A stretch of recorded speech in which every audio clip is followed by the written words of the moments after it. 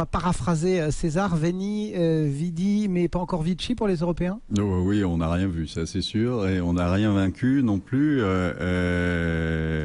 Comme d'habitude, les marchés croient au miracle. Donc demain, soyez rassurés, on va vous trouver la solution.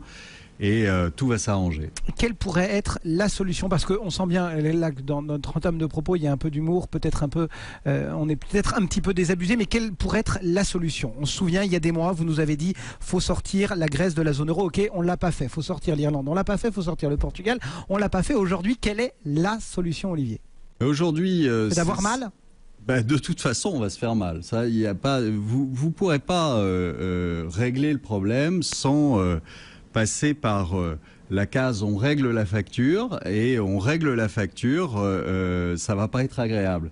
Et malheureusement, vous pouvez pas faire l'économie de ça. Donc, quelle que soit la solution, enfin l'espèce d'artefact de solution qu'on va avoir demain, ça ne servira strictement à rien, ça servira à repousser encore un petit peu plus les choses, comme on fait depuis 2 ans. Donc, il n'y a pas... Pour la bonne et simple raison que aujourd'hui ils sont face à un mur et il n'y a pas de solution. La seule solution qu'il y aurait, ce serait de rembourser, parce qu'il va falloir y venir, ses dettes à un moment ou à un autre, et rembourser ses dettes. Et ben c'est des politiques récessionnistes, voire dépressionnistes. Et donc on est en train de signer pour 10 ans de récession, quoi, devant nous. Mais quand vous dites rembourser, c'est pas amusant. Alors évidemment, personne ne veut prendre la décision, personne ne veut le dire, mais c'est un fait.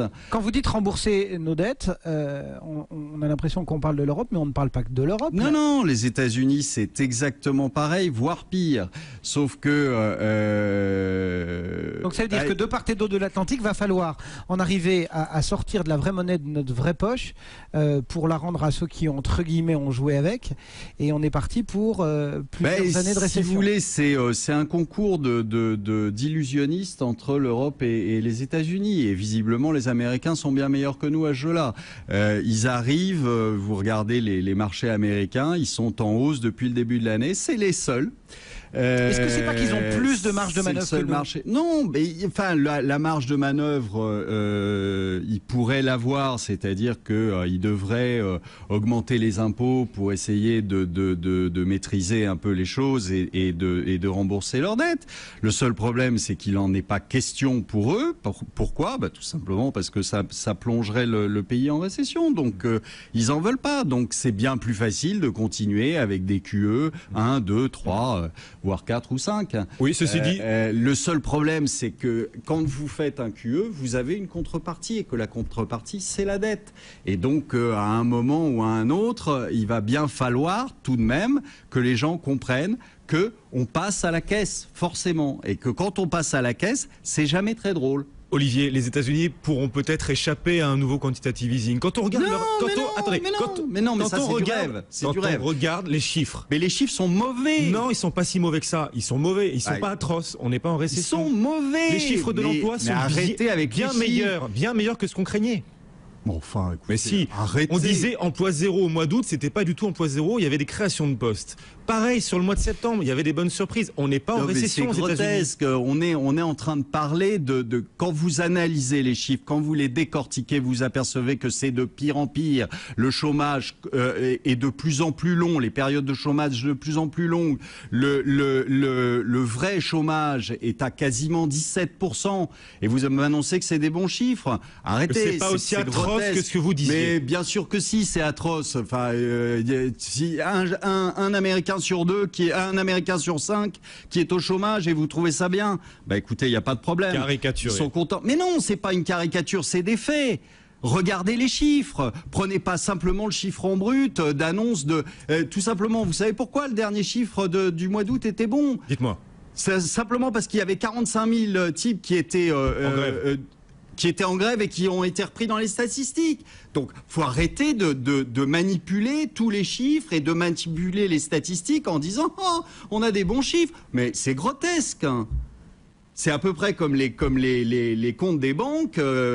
Jean Borgex vous a fait un petit point la dernière fois, mais c'est pareil. On manipule des chiffres totalement. Si on avait fait la même chose que les banques américaines sur Dexia, Dexia aurait sorti le meilleur résultat de son histoire. Pourtant, elle est en faillite.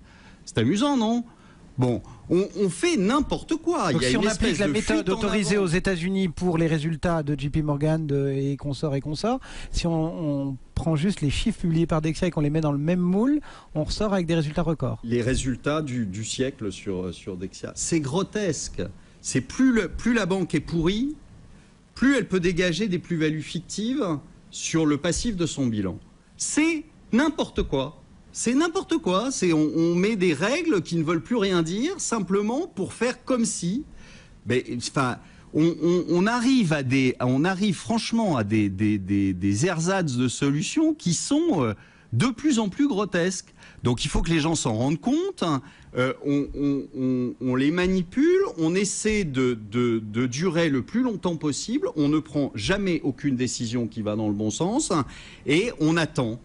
Moi, je dis, on va attendre. Ce qu'on va recevoir sur la tête, c'est 10 ans de récession, c'est 10 ans de dépression, et on va pas se marrer. Et dans ce contexte, juste pour terminer, quand on est gérant comme vous, quand on commente les marchés comme nous, on a envie de quoi? De raccrocher son tablier et on a envie de partir en vacances loin et ne plus voir toute cette pantalonnade à longueur de journée parce que vous n'avez aujourd'hui dans les politiques et les autorités économiques, franchement, pas un seul qui soit à la hauteur de ce qui est en train de se passer.